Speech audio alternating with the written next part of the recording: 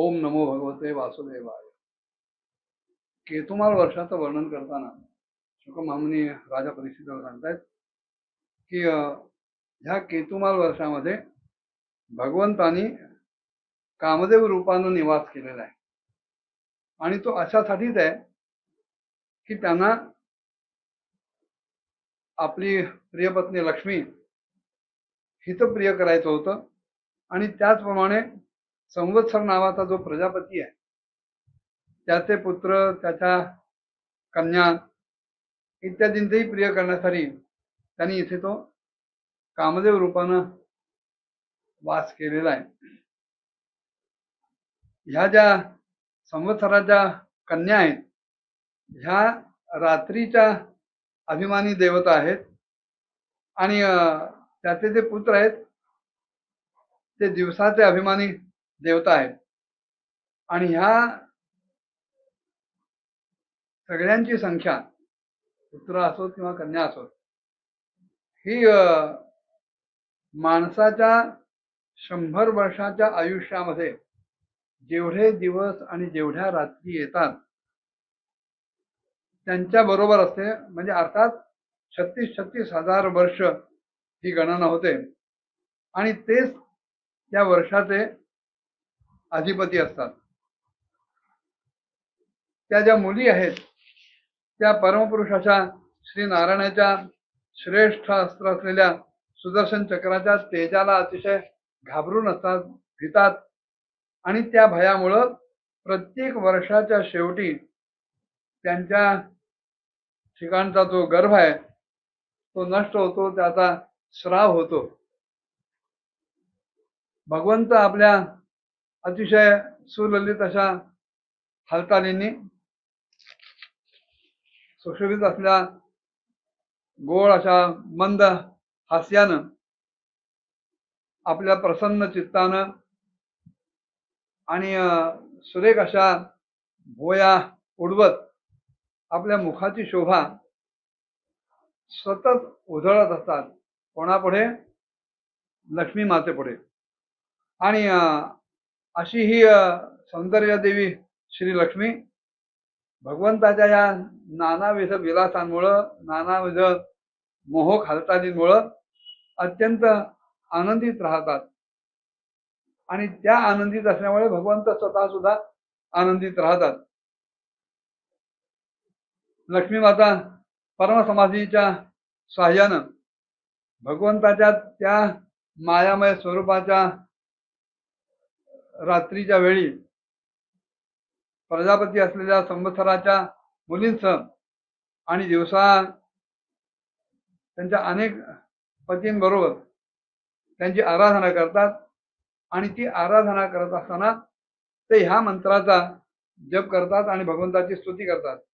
ओम ह्राम ह्रीम ह्रूम ओम नमो भगवते ऋषिकेशाय सर्वगुण विशेषेर विलक्षितात्मने आकुतीनां चित्तीनां चेतसां विशेषाणां चाधिपते षोडश कलाय छंदोमयायामृतमयाय सर्वमयाय सहस्रे ओजसे बलाय कांताय कामाय नमस्ते उभयत्र भूयात.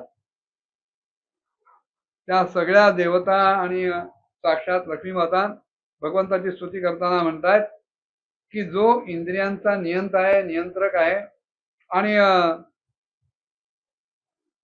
सगळ्या श्रेष्ठ असलेल्या वस्तूंची खाण आहे, पूर्णता खाण आहे, ज्याच्या ठिकाणी क्रियाशक्ती, ज्ञानशक्ती, संकल्प, विकल्प इत्यादी चित्ताचे जे काही धर्म आहेत आणि त्यांच्या विषयांचे जे अधीश्वर आहेत, त्याचप्रमाणे पंच ज्ञानेंद्रिय, पंच कर्मेंद्रिय असे 11 इंद्रिय आणि 5 विषय, शब्द स्पर्श रूप रस गंध अशा मिळून 16 कलांनी जो युक्त आहे, जे केवळ वैदिक कर्मांनीच प्राप्त होतात. आणि अन्नमय, अमृतमय आणि सर्वमय असे जे आहेत त्या मानसिक, ऐंद्रिक आणि शारीरिक बल असलेल्या परमसुंदर अशा भगवान कामदेवांना ओम ह्राम ह्रीम ह्रूम या बीज मंत्रासह आम्ही नमस्कार करतो. जीवव्रत ऋषिकेश्वरं स्वतो ह्याराज्य लोके प्रतिमाशते ज्ञम तासांना दैवही परिमांत्य पत्यम प्रियंधनायुंशी येतो स्वतंत्र आहात. लक्ष्मी माता आणि अन्य स्त्रिया म्हणतायत, भगवंता आपण सगळ्या इंद्रियांचे अधीश्वर आहात, स्वामी आहात, नियंते आहात. इथल्या स्त्रिया अनेक प्रकारची अत्यंत कठोर अशी व्रत करतात, आचरण करतात आणि त्याद्वारे आपली आराधना करून अन्य लौकिक पतींची इच्छा करतात. पण त्यांना जे काही प्रिय पुत्र होतात, धन मिळतं, आयुष्य मिळतं, यांचं मात्र त्या कधीही रक्षण करू शकत नाही, कारण त्या स्वतःच परतंत्र असतात. सवैपती स्याद अकुतो भय स्वयं समंततः पाच भयाद्रंजनम स एक एवे तरसा मिथो भयम नैवात्मलाभाद मन्यते परम. कारण ह्या परतंत्र असल्यामुळं ह्या स्त्रिया आपल्या ठिकाणी जन्मलेल्या मुलाबाळांचं, आपल्याला मिळालेल्या धनाचं, वैभवाचं रक्षण करू शकत नाही, कारण त्यांची तेवढी ताकदच नाही. खरा पती तोच की जो रक्षण करतो, जो ईश्वर आहे. पहा, रक्षणे असं संस्कृतमध्ये त्या धातूचं वर्णन केलं जातं. आणि पाती इति पती, जो रक्षण करतो तोच खरा पती. तेव्हा खरा पती आपणच आहात, ईश्वरच आहात, जे स्वतःच पूर्णतः निर्भय आहेत. सामान्य पती लोक जे आहेत, नवरे मंडळी जी आहेत, ही सतत कुठल्या ना कुठल्या तरी गोष्टीला घाबरणारी असतात. मग अशी भित्री माणसं दुसऱ्याचं काय संरक्षण करणार, दुसऱ्याला काय वाचवणार? तेव्हा भगवंता आपण सच्चे पती आहात, आपण ईश्वर आहात, सर्वथा निर्भय आहात, आणि म्हणून अन्य भयभीत लोकांचं आपण सगळ्या प्रकारे रक्षण करू शकता. आणि असे आपणच एकमात्र आहात, कारण एकापेक्षा अधिक जर असे ईश्वर मानले गेले, ईशितुम नियमितुम शिवं यसे सहस्र ईश्वरा, असे जर ईश्वर अनेक असतील तर त्यांना एकमेकांपासून भय निर्माण होण्याची शक्यता असते. द्वितीयाद्वै भयं भवती, दुसरा समोर आला की भय निर्माण होतं.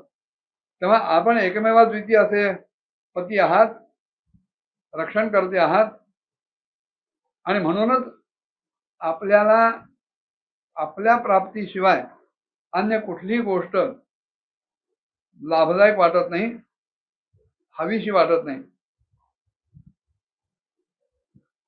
यातस्य ते पाद सर्व रुहार्हणम निकामयेत साखिल काम लंबडा तदेव रासीत स्थितमीप्सितोर्चितो यद्भग्न यांच्या भगवंत प्रतप्यते.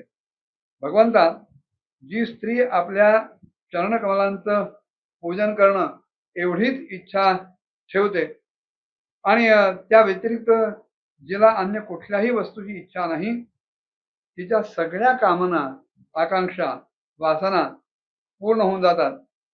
पण जो कोणी एखाद्या विशिष्ट कामनेला मनात धरून आपली उपासना करील, त्याला मात्र आपण केवळ तेवढीच ती वस्तू देतात. आणि मग जेव्हा त्या वस्तूपासून मिळणारा भोग संपतो, तेव्हा ती वस्तूही नाहीशी होते.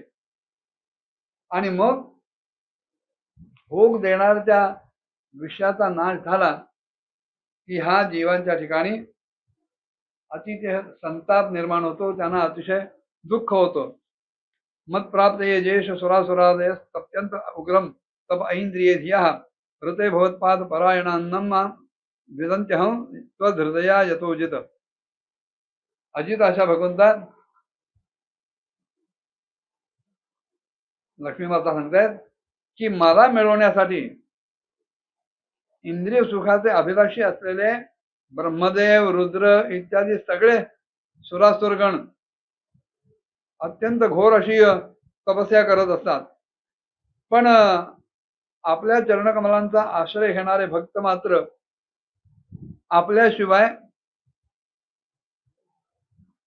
कशाची इच्छा करत नसल्यामुळं अशा भक्तांनाच मी प्राप्त होऊ शकते. कारण सोपं आहे. माझं मन आपल्या ठिकाणी लागलंय. ज्यांना आपली इच्छा आहे त्यांनाच मी मिळते, कारण मला आपली इच्छा आहे.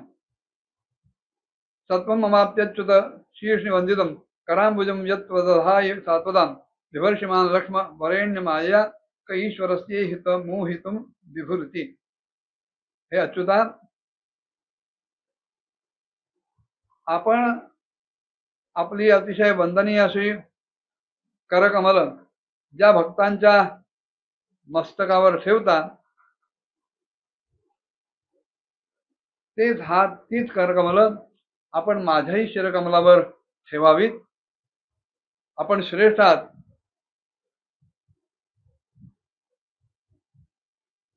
आणि आपण मला त्याच जागेवर ठेवता की जी जागा लांछन रूपानं ओळखली जाते, अशा आपल्या वक्षस्थळी आपण मला धारण करता. तेव्हा आपण सर्व समर्थ आहात आणि आपल्या मायेनं आपण ज्या काही लीला करता त्यांचं रहस्य कोणालाच कळू शकत नाही. अशा प्रकारे लक्ष्मी माता आपल्या अन्य सहचरींबरोबर या केतुमालामध्ये भगवंताची म्हणजेच कामदेवांची स्तुती करतात. पुढे त्यांनी रम्यक वर्षाचं वर्णन केलंय. ते काय होतं ते पुढच्या भागात बघूया. ओम नमो भगवते वासुदेवाय.